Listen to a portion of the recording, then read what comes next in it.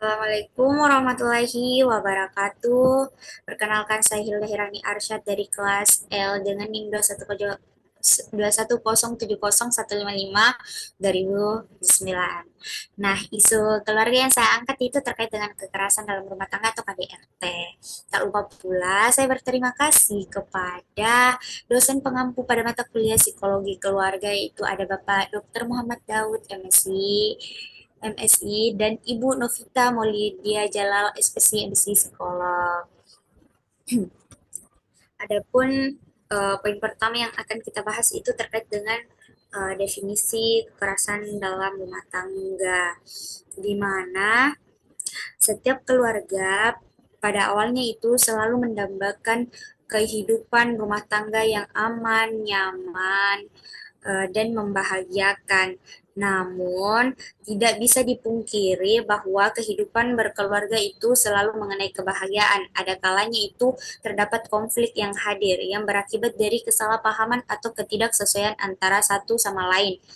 Konflik yang tidak usai itu dapat menimbulkan kekerasan dalam rumah tangga atau KDRT. Nah, kekerasan dalam rumah tangga itu adalah setiap perbuatan terhadap seseorang, terutama perempuan, yang berakibat timbulnya kesengsaraan atau penderitaan secara fisik, seksual, psikologis, dan atau penelantaran rumah tangga, termasuk ancaman untuk melakukan perbuatan pemaksaan dan perampasan kemerdekaan secara melawan hukum dalam lingkup rumah tangga. Nah, dalam kekerasan rumah tangga itu terdapat tiga bentuk kekerasan. Yang pertama itu kekerasan fisik, yakni perbuatan yang mengakibatkan rasa sakit, jatuh sakit, atau luka berat. Di mana kekerasan fisik ini seperti menendang, menampar, memukul, menabrak, menggigit, dan lain sebagainya, yang harus mendapatkan penanganan medis sesuai dengan kekerasan yang dialaminya. Bentuk kekerasan kedua itu ada kekerasan fisik, yakni perbuatan yang mengakibatkan ketakutan, hilangnya rasa percaya diri, hilangnya kemampuan untuk bertindak, rasa tidak berdaya, dan atau penderita psikis berat pada seseorang. Contohnya itu perilaku mengancam, mengintimidasi, mencaci maki, atau penghinaan, bullying, dan lain sebagainya. Bentuk ketiga itu ada kekerasan seksual, yakni setiap perbuatan yang berupa pemaksaan hubungan seksual, pemaksa hubungan seksual dengan cara tidak wajar dan atau tidak disukai, pemaksaan hubungan seksual dengan orang lain untuk tujuan komersial dan atau tujuan tertentu. Poin bentuk yang terakhir ada itu penelantaran rumah tangga, yakni perbuatan menelantarkan orang dalam lingkup rumah tangga padahal menurut hukum yang berlaku bagi yang bersangkutan atau karena persetujuan atau perjanjian, ia wajib memberikan kehidupan, perawatan, serta pemeliharaan kepada orang tersebut. Nah, penelantaran ini berlaku pada setiap orang yang mengakibatkan ketergantungan ekonomi dengan cara membatasi dan atau melarang untuk bekerja yang layak di dalam atau di luar rumah sehingga korban berada di bawah kendali orang tersebut. Nah, adapun poin selanjutnya itu terkait dengan teori KDRT, di mana teori pertama itu teori biologis, menyatakan bahwa tidak hanya hewan yang memiliki sikap agresif pada setiap dirinya, tetapi juga manusia sudah memilikinya sejak lahir. Di mana Sigmund Freud menyatakan bahwa manusia memiliki keinginan terhadap kematian yang mengarahkannya untuk menikmati tindakan melukai dan membunuh orang lain ataupun dirinya sendiri. Ada pula menurut Conrad Lorenz yang menyatakan bahwa sikap agresif dan kekerasan merupakan dua hal yang sangat berguna untuk bertahan hidup. Sifat agresif dan kekerasan ini itu digunakan manusia dalam mempertahankan kehidupannya di dunia. Teori terkait KDRT kedua yaitu ada teori frustasi agresi, menyatakan bahwa setiap orang yang sedang frustasi itu cenderung dapat bersifat agresif dengan alasan untuk melampiaskan perasaannya. Teori ketiga itu teori kontrol yang menyatakan bahwa manusia yang memiliki hubungan tidak memuaskan atau tidak sesuai dengan mudah dapat mudah untuk terpaksa berbuat kekerasan ketika usaha untuk menjalin hubungan dengan manusia lain itu menghadapi situasi frustasi. Nah, poin selanjutnya pada kasus KDRT ini yaitu ada faktor-faktor penyebab, di mana yang pertama itu ada faktor internal menyangkut kepribadian dari pelaku kekerasan yang menyebabkan ia mudah sekali melakukan tindak pidana kekerasan bila menghadapi situasi yang menimbulkan kemarahan atau frustasi. Kepribadian yang agresif biasanya itu dibentuk melalui interaksi dalam keluarga atau dengan lingkup sosial di masa kanak-kanak. Faktor kedua itu ada faktor eksternal, di mana uh, faktor eksternal itu faktor-faktor di luar diri si pelaku kekerasan. Mereka yang tidak tergolong memiliki tingkah laku agresif dapat melakukan tindak kekerasan bila berhadapan dengan situasi yang menimbulkan frustasi, misal kesulitan ekonomi yang berkepanjangan, penyelewengan suami atau istri, keterlibatan anak dalam kenakalan remaja, atau bahkan penyalahgunaan obat terlarang dan sebagainya. Adapun faktor lain atau dari penyebab KDRT ini ada masyarakat yang hidup tidak berkecukupan atau faktor ekonomi, yaitu karena tuntutan pemenuhan kebutuhan hidup mengakibatkan sering terjadinya kekerasan. Kebutuhan hidup dapat berupa sandang pangan atau kesulitan keuangan untuk pendidikan anak. Hal ini itu tidak menutup kemungkinan terjadinya perbuatan semena-mena dalam rumah tangga. Sehingga biasanya para istri itu terlalu banyak menuntut pemenuhan kebutuhan hidup, sedangkan para suami itu tidak dapat mencukupi kebutuhan tersebut karena kembali lagi itu penghasilan yang kurang. Faktor lain kedua itu ada rasa cemburu yang berlebihan dari pihak istri maupun suami, sehingga hal ini dapat menimbulkan keributan dalam rumah tangga. Kekhawatiran istri atau suami itu akan terjadi perselingkuhan, di antaranya mereka menjadi penyebab pertengkaran di antara mereka. Dengan demikian kekerasan sering terjadi dalam rumah tangga. Faktor ketiga itu emosi yang berlebihan atau sifat keras dari suami, menyebabkan sering terjadinya pemukulan yang dilakukan oleh suami kepada istrinya sehingga menimbulkan luka memar pada tubuh si istri. Poin keempat, faktor keempat yaitu sulit mengubah perilaku masyarakat. Di sini diartikan bahwa masyarakat tidak terlepas dari anggapan lama, di antaranya pandangan yang menganggap bahwa laki-laki lebih tinggi derajatnya dibandingkan dengan perempuan. Hal itu turut memicu kasus kekerasan terhadap perempuan baik dalam rumah tangga maupun di luar rumah tangga. Begitu juga kekerasan terhadap anak, orang tua sering memaksa kehendaknya ke anak, padahal anak juga memiliki hak-haknya. Di sini juga orang tua seolah-olah lebih berhak menentukan pilihannya dibandingkan orang lain. Nah, perilaku-perilaku seperti itu beragam dan sulit dihilangkan karena sudah menjadi pola pikir dan perilaku yang berlangsung lama.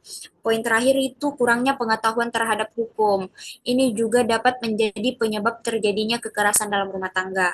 Faktor hukum itu berkaitan erat dengan tingkat pendidikan yang rendah, karena jika tidak memahami kondisi hukum, maka apa yang akan dilakukan tanpa berpikir tentang akibat yang ditimbulkan oleh perbuatan yang dilarang di undang-undang. Perbuatan yang melanggar ketentuan undang-undang akan mendapatkan hukum sesuai dengan ketentuan undang-undang, khususnya undang-undang tentang kekerasan dalam rumah tangga. Nah, setelah ada faktor penyebabnya, apa sih dampak yang ditimbulkan dari kekerasan di rumah tangga?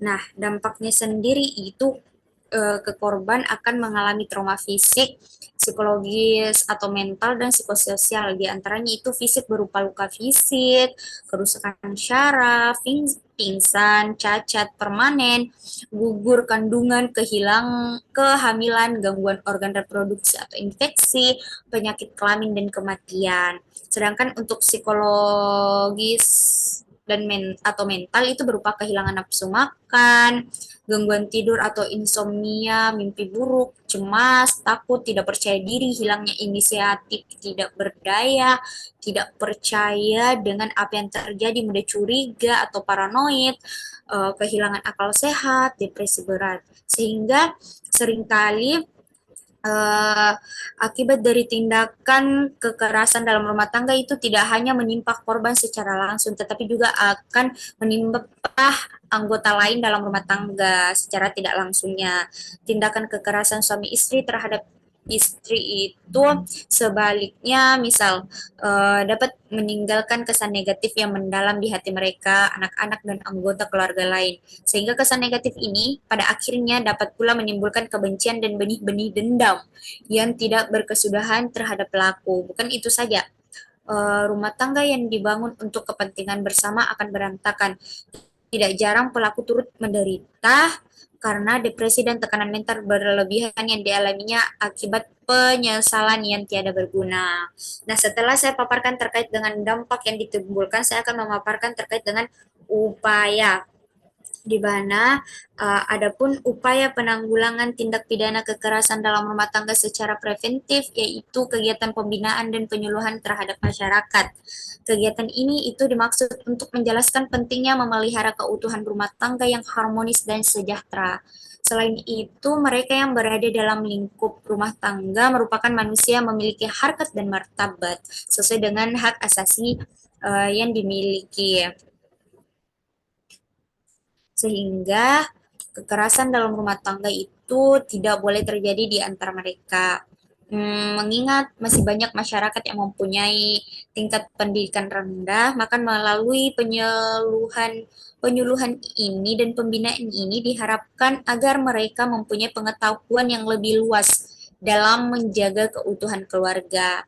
Dan dilakukannya juga sosialisasi peraturan perundang-undangan pemerintah daerah sebaiknya harus mampu merumuskan kebijakan-kebijakan tentang penghapusan kekerasan dalam rumah tangga, menyelenggarakan komunikasi, informasi, dan edukasi tentang pentingnya penghapusan kekerasan dalam rumah tangga. Pemerintah juga harus bertanggung jawab dalam upaya pencegahan kekerasan dalam rumah tangga. Dengan cara itu bisa menyelenggarakan advokasi dan sosialisasi tentang peraturan perundang-undangan yang membahas tentang kekerasan dalam rumah tangga. Bukan hanya dua poin tersebut, ada juga poin penghentian tindak kekerasan dalam rumah tangga. Dengan ini sering terjadinya tindak kekerasan dalam rumah tangga itu berakibat pada timbulnya masalah-masalah sosial.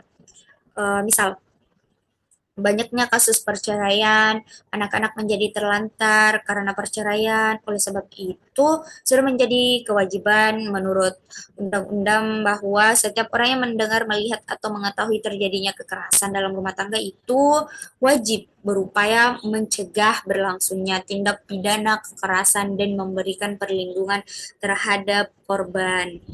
Upaya selanjutnya itu ada upaya penanggulangan tindak pidana dalam rumah tangga secara represif, adalah caranya itu dengan pembentukan tim koordinasi penghapusan kekerasan dalam rumah tangga. Misal, dibentuknya lembaga swadaya masyarakat atau LSM, organisasi-organisasi wanita atau organisasi yang peduli terhadap penghapusan kekerasan dalam rumah tangga, tokoh adat, tokoh agama, dan tokoh masyarakat. Nah, ada pula penangkapan dan penahanan terhadap pelaku kekerasan dalam rumah tangga itu. Dalam hal ini tuh yang berwenang yaitu polisi, di mana polisi harus menindaklanjuti atau menindak langsung pelaku kekerasan dalam rumah tangga setelah mendapati laporan atau menangkap tangan pelaku kekerasan. Ada juga penjatuhan pidana melalui keputusan hakim. Penjatuhan pidana ini akan membuat pelaku takut dan jera mengulangi perbuatannya, serta penjatuhan pidana oleh hakim itu biasanya berupa penjara dan dendam. Upaya selanjutnya itu ada upaya penanganan di mana dilakukan ketika kekerasan tersebut sudah terjadi.